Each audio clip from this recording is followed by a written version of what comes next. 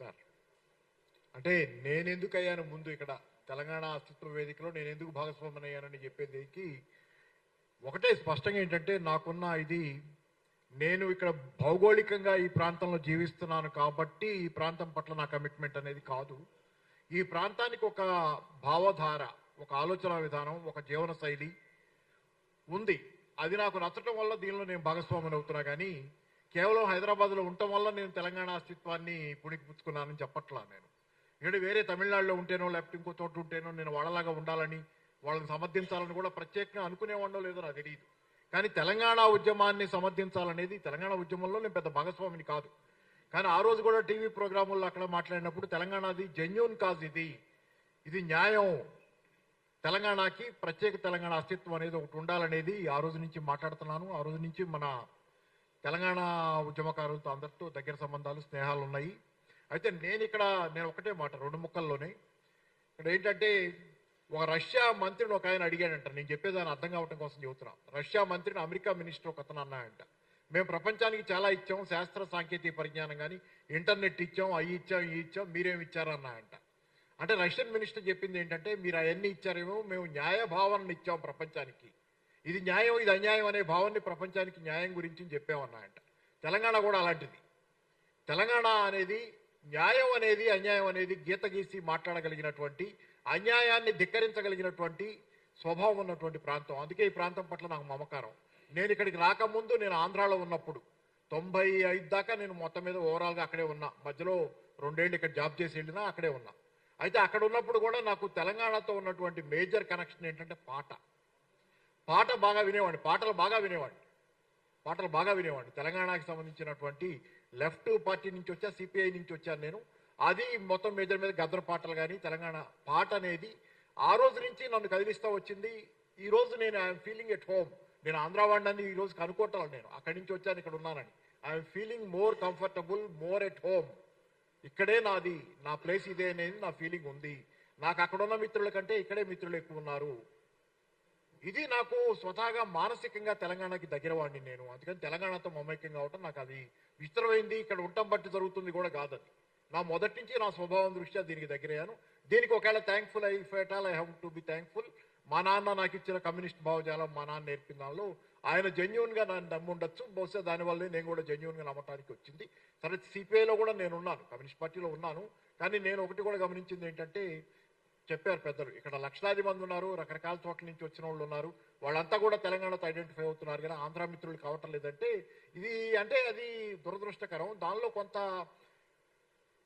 రాజకీయ ఎగదోపుడు కూడా, రాజకీయాల్లో ఉన్న కొన్ని రాజకీయ పక్షాలు తెలంగాణ పట్ల శత్రుత్వం వహించి, తెలంగాణ వచ్చిన తర్వాత కూడా దీన్ని అంతర్గతంగా లోపల నుంచి ఏదో తొలిచేయాలి అంటే, బయట ఎక్కడ కనపడతారు ఆ శక్తులు, ఇక్కడ పైకి ఎక్కడ కనపడవు. కానీ ఈరోజు తెలంగాణలో జరుగుతున్న చాలా విషయాల్లో ద్రోహులు చేస్తున్నటువంటి పనులు ఈ రోజు కూడా కనపడుతున్నాయి. 2014 తర్వాత తెలంగాణ వచ్చిన తర్వాత కూడా తెలంగాణ వ్యతిరేకత అనేది కొన్ని రాజకీయ పక్షాలు వదులుకోకపోవడం వల్ల వాళ్ళు ద్రోహం చేయడం కోసం నిరంతరంగా చేస్తున్న దానిలో ఈరోజు తెలంగాణ ప్రజల కన్ను తెలంగాణ వేలితోనే పోల్చే ప్రయత్నాలు ఇక్కడ జరుగుతున్నాయి బాగా.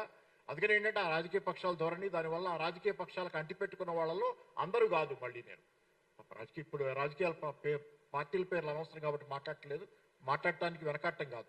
కానీ చెప్తుంది ఏంటంటే, ఆ రాజకీయ పార్టీకి అంటిపెట్టుకున్న వాళ్ళంతా కూడా దాంట్లో అట్లా ఉంటల్లా. కానీ దానిలో కూడా మళ్ళీ సామాజిక వర్గం ఉంది. ఆ సామాజిక వర్గం నాది కూడా. ఆ సామాజిక వర్గం ప్రధానంగా తెలంగాణలో ఏదో కేసీఆర్ శత్రువు అని, ఏంటంటే వాళ్ళకి ఎందుకు చేస్తున్నారో తెలియదు, ఏం చేస్తున్నారో తెలియదు. సరే, ఇప్పుడు కేసీఆర్తో రాజకీయ విభేదాలు ఉండదు, కానీ ప్రత్యేకంగా శత్రుత్వం ఎందుకు వహిస్తున్నారు వ్యక్తిగతంగా అనేది కూడా నాకు అర్థం కాని విషయం. రాజకీయ విభేదాలు ఉంటే చాలా మందికి ఉంటాయి, అది వేరే విషయం. కానీ రాజకీయ విభేదాలు, కానీ చెప్తున్నా, ఈరోజు ఏం జరుగుతుంది, కేసీఆర్ గారు తెరమారుగయ్యారు, మళ్ళీ ముందు కాలంలో గెలుస్తారు, అది వేరే విషయం. కానీ జరిగిన దానిలో కేసీఆర్ గురించి మాట్లాడటానికి కాదు. ఇక్కడ రియల్ ఎస్టేట్ ఎంత పడిపోయింది ఈరోజు కళ్ళారా చూస్తున్నాం. రాజకీయం అంటే నేను అనేది ఒకటి, ఈరోజు ఏంటంటే ఇక్కడ ఒకటే ముక్కలు చెప్పదలుచుకుంది ఏంటంటే, మనకి ఈ అంతర్గతంగా జరుగుతున్న దీనిలో రాజకీయాలు ఒక వికృత క్రీడగా తెలంగాణలో ఈ 2023 తర్వాత 24లో నుంచి మారతా వచ్చిన తర్వాత రియల్ ఎస్టేట్ పడిపోవటం అనేది కొంత స్వయంకృతాపరాధం అనేది తెలిసింది. దానిలో మరి ఆంధ్ర వాళ్ళకు కూడా ఆస్తులు చాలా ఉన్నాయి. ఇక్కడ తెలంగాణలో, హైదరాబాద్లో కూడా చాలా ఆస్తులు ఉన్న వాళ్ళు ఆంధ్ర వాళ్ళు స్వయంగా నష్టపోతా కూడా ఈ రకమైనటువంటి ధోరణి నాకు అర్థం కాని విషయం. అంటే నేను పెద్ద ఆస్తులు పోగు చేసుకోవాలని ఎప్పుడు అనుకోవాలి, నాకు ఏ ఆస్తులు లేవు. ఆఖరికి కుటుంబాన్ని కూడా కోల్పోయిన పరిస్థితి నాకు.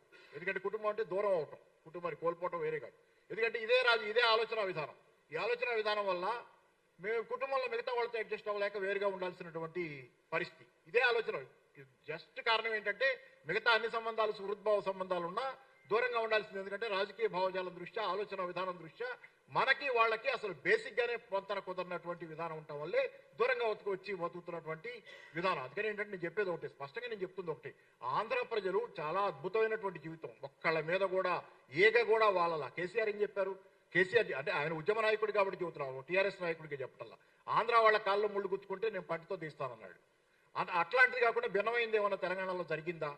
ఆంధ్ర వాళ్ళకి ఏం నష్టం జరిగింది? కాబట్టి నేను ఆంధ్ర మిత్రులకు కూడా అప్పీల్ చేసేది ఒకటి, తెలంగాణ అస్తిత్వంలో మీ అస్తిత్వం చూసుకోవటం, మీ ఆర్థిక ప్రయోజనాలు చూసుకోవటం కూడా, దీనిలో రాజకీయ ప్రయోజనాలు కూడా ఏం తక్కువ జరిగినాయి ఆంధ్ర ప్రజలకి. ఇక్కడ ఉన్న వాళ్ళలో రాజకీయంగా కూడా వాళ్ళకి రిప్రజెంటేషన్ చాలా ఉంది.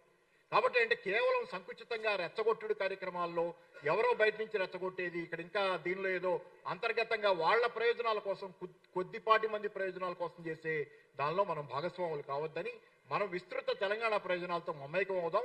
అది మాత్రమే మన ప్రయోజనాలకు మంచిదనేది నా ఉద్దేశం. వ్యక్తిగతంగా నష్టపోయి కూడా నేను దీనికే నిలబడింది. ఎందుకంటే దీనిలో న్యాయం ఉంది. ఆ న్యాయానికి నిలబడటం మనందరికి కూడా బాగుంటుంది. Thank you sir. ఒక్క నిమిషం బుచ్చన్న, మీ అందరికీ ఎప్పుడు మీతో ఉండే